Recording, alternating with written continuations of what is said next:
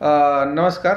मी doctor Prashant Bhosale, नॅचरोथेरपिस्ट आणि traditional medicine expert.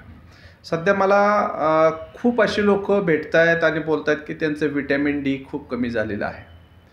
आणि एक लक्षात ठेवा, ज्या लोकांचं विटॅमिन डी कमी होतं त्यांना हाडांचे आजार, दुखणं, आणि ज्यांचं विटॅमिन बी होतं त्यांचे जास्त चान्सेस असे आहेत की त्यांचं विटॅमिन B12 पण कमी होतं. आणि ज्यावेळेला विटॅमिन B12 कमी होतं त्यावेळेला अंगामध्ये प्रचंड प्रमाणात थकवा येणे, सतत दम लागणे, हातपायची वेदना, हातापायाला मुंग्या येणे असे आजार बळावतात. तर विटॅमिन डी वाढवण्याचा सर्वात महत्त्वाचा उपाय मी तुम्हाला सांगतो की विटॅमिन बी जर तुम्हाला वाढवायचं असेल तर पहिल्यांदा एक 15-20 दिवस, एक महिनाभर तुम्ही दूध आणि दुधाचे पदार्थ सर्व बंद करा.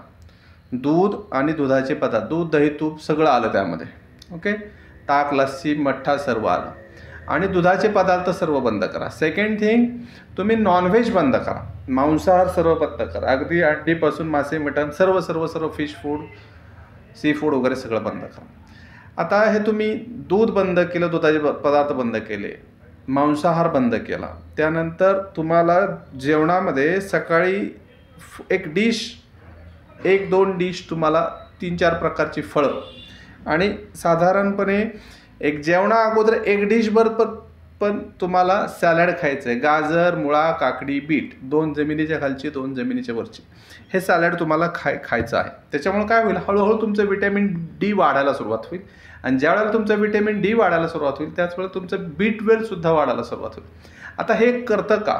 कारण का ह्या निसर्गाचं चक्र परमेश्वरानं बनवलेलं इतकं लोभस आहे आणि इतकं गजब आहे की फळं आणि भाज्या, सॅलड, गाजर, मुळा, काकडी आणि फळं हे सर्व सूर्यप्रकाशामध्ये बनतात. त्यामुळे सूर्यप्रकाशात ते बनल्यामुळे त्या कॉस्मिक एनर्जीच्या माध्यमातून त्या फळांमध्ये, भाज्यामध्ये, त्याच्यामध्ये ते विटॅमिन डी साठवलं जातं किंवा ते एक प्रिकर्सर असं बनतं. आणि ज्या वेळेला ते फळं आणि भाज्यांच्या स्वरूपात आपल्या शरीरात जातं त्यावेळेला अन्नातील पण विटॅमिन डी उचललं जातं, B12 उचललं जातं. आणि आपल्या बॉडीच्या स्किनमध्ये ज्यावेळेला आपण सकाळी उन्हामध्ये अर्धा-पाऊण तास फिरतो किंवा दिवसभर उन्हा राहतो त्यावेळेला आपल्या स्किनमधल्या फॅटचं ताबडतोब कन्व्हर्जन हे विटॅमिन डीमध्ये होतं.